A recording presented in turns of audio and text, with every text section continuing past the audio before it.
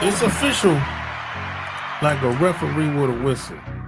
So like and share this episode.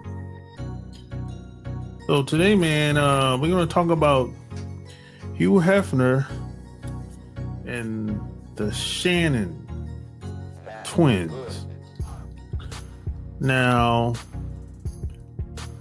I remember these girls back in the day when they was on MTV Cribs. These two girls right here. I think they were 18 years old, staying at the Playboy Mansion with Hugh Hefner back in the day. And now they're 35 now. So that was over 18 years ago. And now that Hugh Hefner is gone, he passed away, 2 years ago? 3 years ago? And this is how they look now. They got put some weight on now, you know. But now that Hugh Hefner has passed away, they coming out saying how bad the sex was and how staying at the Playboy Mansion felt like a cult, you know. So they never said this when he was alive. They saying these things when the man is gone, and probably no one is going to reach out and touch them, you know. And P.S. by the way, that's the reason why. I think the reporter asked him, "Why are you coming out with this? Why are you saying this now?" And they say, "Well, if we would have said anything about him while he was alive, they probably would have got missing, like what's the lady, Nicole? Hold on, what's the lady name?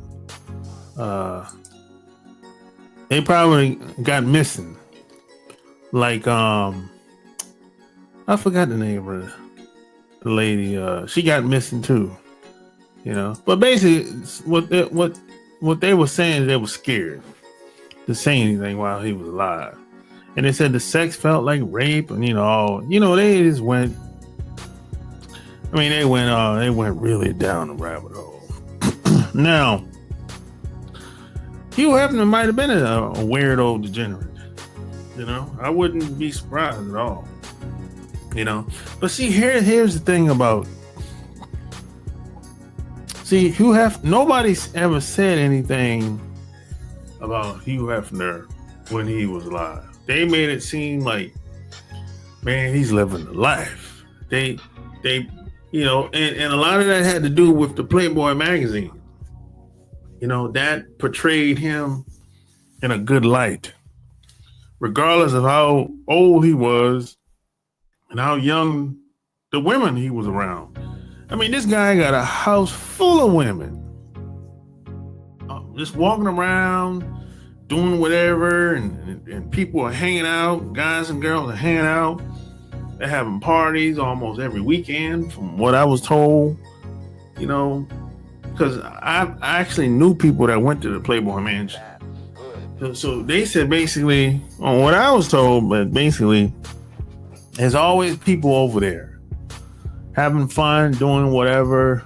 And when the weekends come, that's when the parties start, you know. But there's always somebody over there, based on what I was told by some of my close associates and friends. But it wasn't a problem. No one ever said anything bad about Hugh Hefner at all. You know, the way these Shannon girls are talking, they're acting like a lawsuit might be following the way they was talking, you know. So Hugh Hefner was always looked upon in a good light. He was like the ladies' man. He could do no wrong, you know. It's that type of double standard. Now, if you take a look, let's take a look at Shannon Sharpe.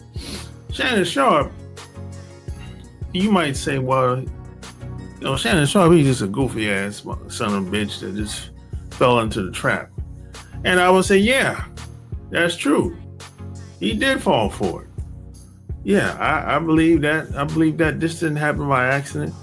I believe that that woman flipped on him, because she probably was approached by somebody and the opportunity was there.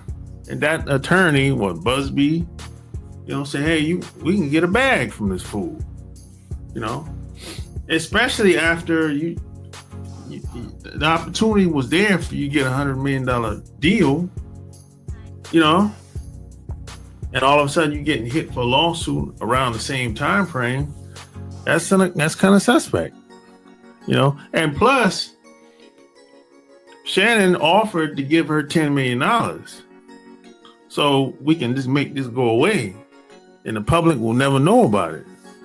She turned it down. So that tells me this was much bigger than just the money. It's something else that comes along with this. It's bigger than just the money. From that standpoint. So, but the difference between Shannon Sharpe and Hugh Hefner is this. A rich black dude can be taken down by a poor working class white woman, right? This is quite common, by the way. You can go back as far as you want. But check this out. A rich white dude cannot and will not be taken down by a poor, white, black, or working class woman. It ain't happening. And if you disagree with that, find any story online of a rich white dude being taken down by a poor, working class white woman or black woman or Latin woman. Go find it. You're not going to find it. So what we can learn from this is it doesn't matter how rich you are as a black man, you can always be taken down by a poor, white, working class, or any kind of woman. You can always be taken down. And it's your word against hers. And it could be a lie. So you're not protected. This is why Shannon probably gonna lose a $100 million deal, because he ain't protected. If you're a rich black man, you should not be taken down by a working class or poor white woman. Let's take the Puffy case or Bill Cosby case. A rich, wealthy black man should not be taken down by a person that's not in your tax bracket. You know what I'm saying? That white guys cannot and will not be taken down by a poor working class woman. It's not happening. You got these rich white dudes and billionaire white dudes are running around doing anything because they're protected. They know people.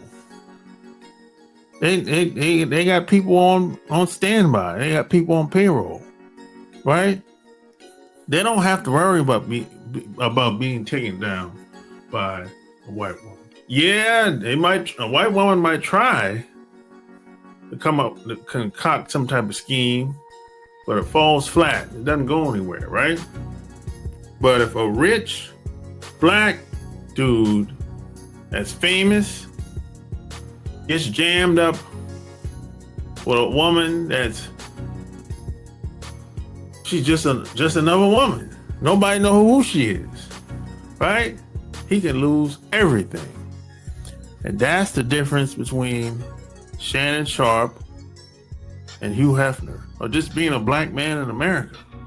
You know, it only takes one move, and you can lose it all. You can lose almost everything you work for. The opportunity could change overnight because of one white woman states a claim. She flipped it on you. Everybody knows it's a lie, but they're gonna go along with it anyway because they want the bag. They're opportunists.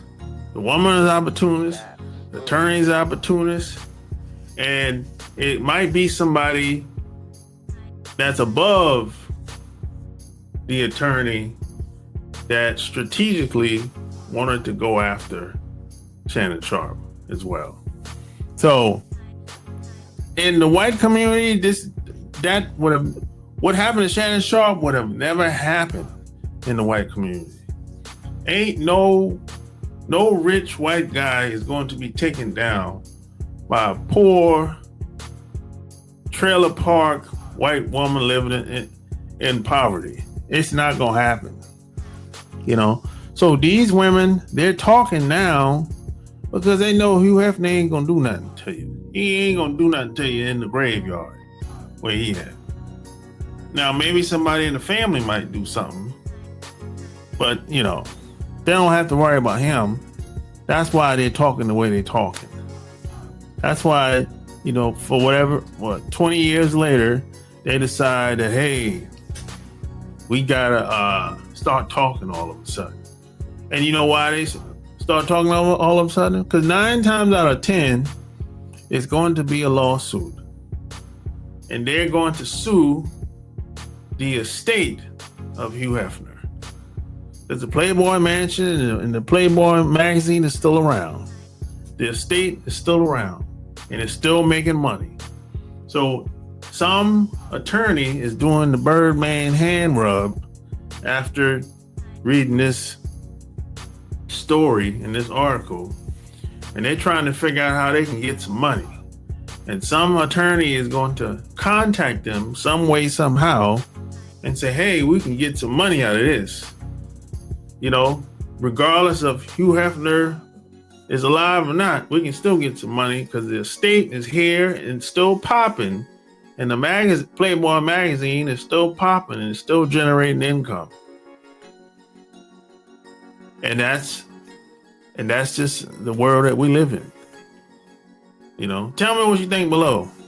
Like, share this episode. Until next time, I'm out. Peace.